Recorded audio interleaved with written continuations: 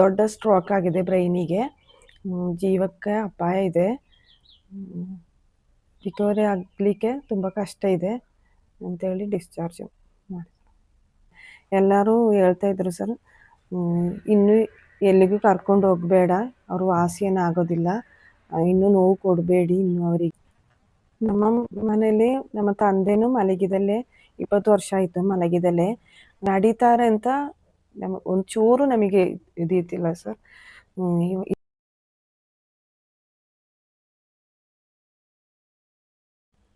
ಅಮ್ಮನ ಹೆಸರು ಆಮಿನಾ.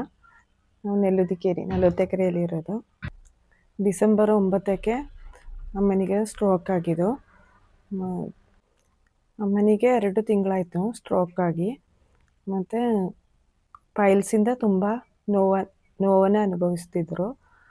ಇಲ್ಲಿ ಬಂದ ಮೇಲೆ ಸ್ವಲ್ಪ 2 ತಿಂಗಳಿಂದಲೇ ಫಸ್ಟ್ ಮೈಸೂರಲ್ಲಿದ್ದೆ 1 ವಾರ, ಮತ್ತು ಮಂಗಳೂರಲ್ಲಿ 1 ತಿಂಗಳಷ್ಟು ಇತ್ತು. ಏನೂ ವಾಸಿಯಾಗಿಲ್ಲ. ಮಂಗಳೂರಲ್ಲಿದ್ದಾಗ ಒಂದು ದೊಡ್ಡ ಸ್ಟ್ರೋಕ್ ಆಗಿದೆ ಬ್ರೈನಿಗೆ. ಜೀವಕ್ಕೆ ಅಪಾಯ ಇದೆ.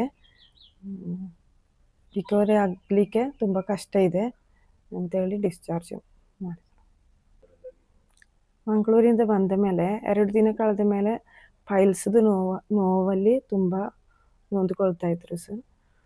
ಮತ್ತು ಕಾಲು ನೋವು, ಮತ್ತು ಮೂಗಿಗೆ ಟ್ಯೂಬ್ ಹಾಕಿ ಅದರಲ್ಲಿ ಫುಡ್ಡೆಲ್ಲ ಕೊಡ್ತಾ ಇದ್ದಿದ್ದು ಲಿಕ್ವಿಡ್ ಥರ.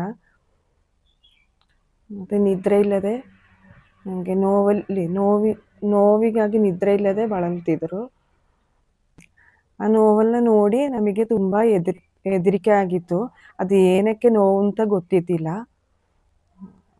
ಅಮ್ಮನಿಗೆ ಎಡದ ಕಾಲು, ಅದು ಸ್ಟ್ರೋಕ್ ಆಗಿದ್ದ ಕಾಲಲ್ಲ, ಎಡದ ಕಾಲಲ್ಲಿ ತುಂಬ ನೋವು ಬರ್ತಾ ಇತ್ತು. ತೊಡೆ ಮೇಲೆ ನಡೆಯೋಕ್ಕಾಗದೆ, ಮತ್ತು ಕೈ ಏನು ಎತ್ತಕ್ಕಾಗದೆ, ಮಾತಾಡೋಕ್ಕೆ ಏನೂ ಆಗ್ತಾ ಇದ್ದಿಲ್ಲ.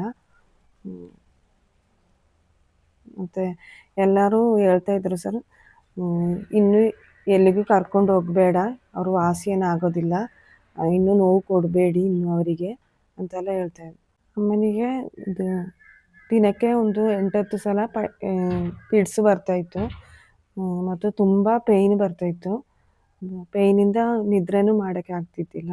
ಇಲ್ಲಿಗೆ ಪೈಲ್ಸ್ದು ಆಪ್ರೇಷನ್ ಮಾಡುವ ಅಂತೇಳಿ ಬಂದಿದ್ದು. ಇಲ್ಲಿಗೆ ಬಂದ ಮೇಲೆ ಆಪ್ರೇಷನ್ ಇಲ್ಲದೆ ಇದು ಮದ್ದಲ್ಲೇ ವಾಸಿಯಾಗಿದೆ. 1-2 ದಿನಕ್ಕೇ ಪೈಲ್ಸಿದು ತುಂಬ ಕಡಿಮೆ ಆಗಿದೆ. ಮೂಗಿಗೆ ಪೈಪ್ ಹಾಕಿ 2 ತಿಂಗಳಷ್ಟು ನಾವು ಲಿಕ್ವಿಡ್ ಥರನೇ ಕೊಡ್ತಾಯಿದ್ದೀವಿ ಸರ್. ಅವರಿಗೆ ಸ್ಟ್ರೋಕ್ ಆದ ಮೇಲೆ ಮಾತು ಬರ್ತಿದ್ದಿಲ್ಲ, ಮತ್ತು ನಾಲಿಗೆನೂ ಮೇಲಕ್ಕೆ ಎತ್ತಕ್ಕೆ ಕಷ್ಟ ಆಗ್ತಿತ್ತು. ಇಲ್ಲಿಗೆ ಬಂದ ಮೇಲೆ ನಾಲಿಗೆಗೆ ಎಕ್ಸಸೈಸು ಕೊಟ್ಟು, ಮತ್ತು ನಾಲಿಗೆಗೆ ಒಂದು ಮದ್ದು ಹಚ್ಚುತ್ತಾ ಇದ್ದೀವಿ, ದಿನಕ್ಕೆ 8 ಸಲ ಅಲ್ಲ.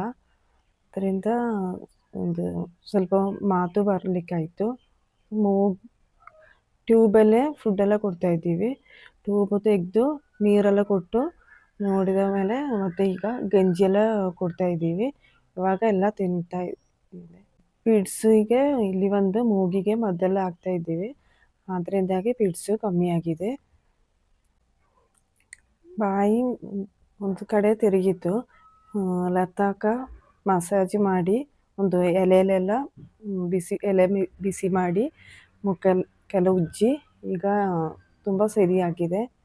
ಇವಾಗ ಅಮ್ಮ ಇಲ್ಲಿಗೆ ಬರುವಾಗ 4 ಜನ ಹಿಡ್ಕೊಂಡು ಆಂಬುಲೆನ್ಸಲ್ಲಿ ಕರ್ಕೊಂಡು ಬಂದಿದ್ರು. ಇಲ್ಲಿಗೆ ಬಂದ ಮೇಲೆ ಪೈಲ್ಸ್ದು ಟ್ರೀಟ್ಮೆಂಟ್ ಆಯಿತು. ಮತ್ತು ಡಾಕ್ಟ್ರು ಇದು ಸ್ಟ್ರೋಕ್ದು ಟ್ರೀಟ್ಮೆಂಟ್ ಮಾಡಬೇಕಂತ ಕೇಳಿ 2-3 ಸತಿ ಕೇಳಿದಾಗ ನಮಗೆ ಮಾಡುವ ಅಂತೇಳಿ ಸ್ಟ್ರೋಕ್ದು ಟ್ರೀಟ್ಮೆಂಟು ಶುರು ಮಾಡಿದೆ. ಒಂದು 4-5 ದಿನ ಕಳೆದ ಮೇಲೆ ಇಬ್ಬರು ಹಿಡಿದು ನಡೆಯಲಿಕ್ಕೆ ಆಯಿತು. ಮತ್ತು 1 ವಾರ ಕಳೆದ ಮೇಲೆ ಅವರು ಸ್ಟಿಕ್ಕಲ್ಲಿ ಓಡಾಡ್ತಿದ್ರು. ಸ್ಟಿಕ್ಕಲ್ಲಿ ಓಡಾಡ್ತಿದ್ರು. ಮತ್ತು ಇನ್ನೊಂದು ವಾರ ಕಳೆದ ಮೇಲೆ ಅವರೇ ಒಬ್ಬರೇ ನಿಂತು, ಸಪೋರ್ಟಿಗೆ ಮಾತ್ರ ನಾವು ನಿಂತು, ಅವರೇ ಕೈ ಬಿಟ್ಟು ನಡೀತಾ ಇದ್ದೀವಿ. 1 ಕಿಲೋಮೀಟ್ರಷ್ಟು ಬೆಳಿಗ್ಗೆ 1 ಕಿಲೋಮೀಟ್ರ್ ನಡೀತಾ ಇದ್ದೀವಿ. ಮತ್ತು ಸಂಜೆನೂ 1 ಕಿಲೋಮೀಟ್ರ್ ನಡೀತಾ ಇದ್ದೀವಿ. ನಡೀತಾರೆ ಅಂತ ಒಂಚೂರು ನಮಗೆ ಇದಿದ್ದಿಲ್ಲ ಸರ್.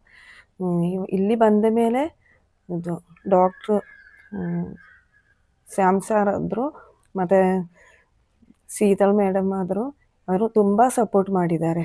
ಅವರು ತಾಯಿನ ನೋಡುವ ಹಾಗೆ ಅವರು ಚೆನ್ನಾಗಿ ಅವರ ಸಪೋರ್ಟಿಂದಲೇ ತುಂಬ ಚೆನ್ನಾಗಿ ನಡೆದಿದ್ದಾರೆ. ಅವ್ರದ್ದೇ ತುಂಬ ಶ್ರಮ ಅವ್ರದ್ದೇ, ಡಾಕ್ಟ್ರದು ಮತ್ತು ಇಲ್ಲಿದು ಸ್ಟಾಫದು ಎಲ್ಲ. ಅವರು ತುಂಬ ಚೆನ್ನಾಗಿ ನೋಡ್ತಾಯಿದ್ರು ಅಮ್ಮನ.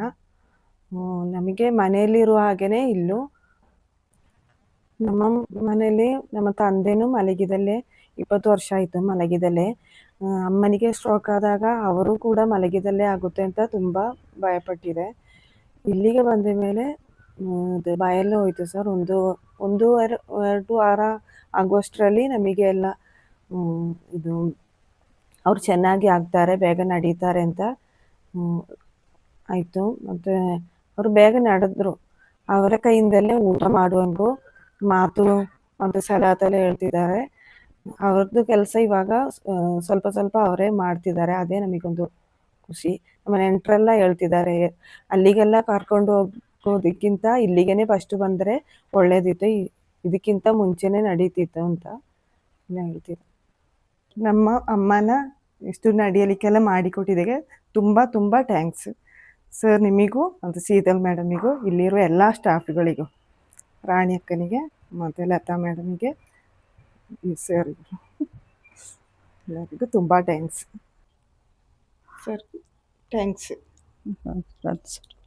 ಪರಯಾಣೋ ಡಾನ್ಸ್